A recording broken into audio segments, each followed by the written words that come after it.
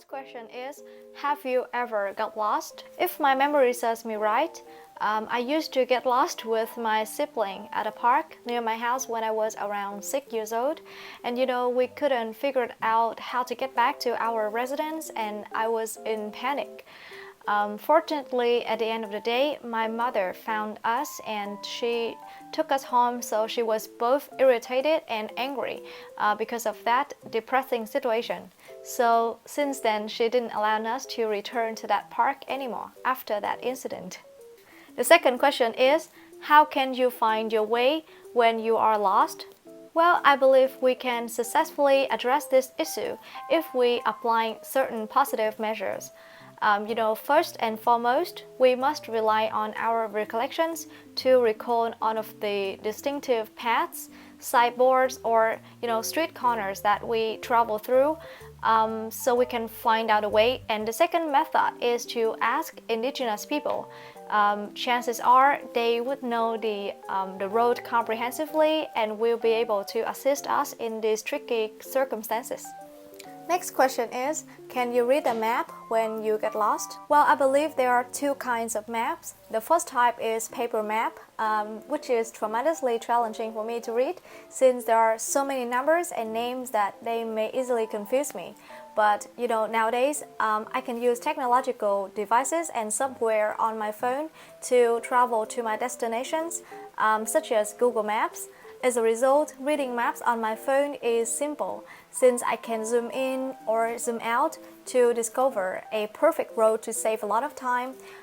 Not to mention that I can calculate the amount of time I need to spend on my phone and my journey to commute to my preferred destinations. The following question is, have you ever helped someone who got lost? A couple of months ago, when I was sitting in my house, there was one individual approaching me and asked me how to commute to his destinations.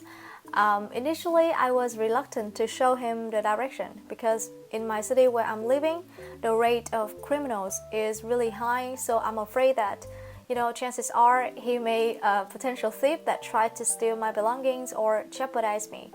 However, after looking at his facial expression, I guessed that he could be a good person, so I decided to lend him a helping hand. And eventually I could help him to go to his destination, and that experience truly brought me a sense of euphoria. Ok, và bây giờ chúng ta hãy cùng nhau học từ mới nha. Ở trong bài mình đã sử dụng chữ panic, ở đây có nghĩa là sự sợ hãi. Vậy thì có một ví dụ cho các bạn để sử dụng chữ panic nha. Panic spread through the crowd as the bullets started to fly. Tiếp theo chúng ta sẽ có một tính từ đó là irritated, có nghĩa là mệt mỏi, khó chịu. Khi mà mình có cảm giác mệt mỏi, khó chịu trong người, mình có thể nói là I feel irritated. Ví dụ như là I began to get increasingly irritated by her questions. Tiếp theo chúng ta sẽ có một tính từ đó là indigenous, có nghĩa là địa phương hoặc là thuộc về một cái vùng đất nào đó, và nó tương tự với local.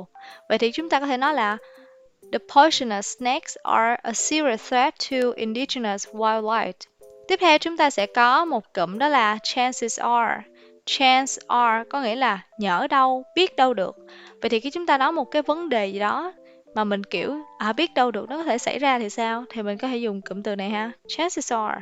Tiếp theo chúng ta sẽ có một trạng từ đó là comprehensively, có nghĩa là một cách hoàn toàn, và nó tương tự như completely.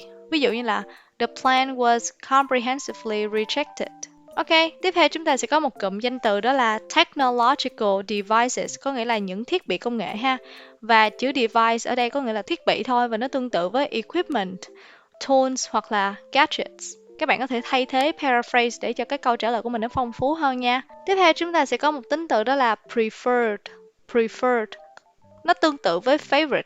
Vậy thì thay vì mình nói favorite why thì mình có thể thay bằng preferred. Tiếp theo chúng ta sẽ có một tính từ đó là reluctant. Reluctant ở đây có nghĩa là do dự, và nó tương tự với hesitant. Many parents feel reluctant to talk openly with their children. Một động từ tiếp theo đó là jeopardize. Jeopardize có nghĩa là gây hại, và nó có một số từ đồng nghĩa như là harm, threaten hoặc là damage. Ví dụ nha, She knew that by failing her finals, she could jeopardize her whole future. Tiếp theo chúng ta sẽ có một cụm danh từ đó là facial expression, có nghĩa là sự biểu cảm gương mặt ha. Facial expression. Một cụm từ tiếp theo là lend somebody a helping hand, có nghĩa là đưa ra một bàn tay giúp đỡ nha mọi người. Tiếp theo chúng ta sẽ có một danh từ đó là euphoria. Euphoria nó bằng với happiness. Vậy thì một ví dụ đó là They were in a state of euphoria for days after they won the prize.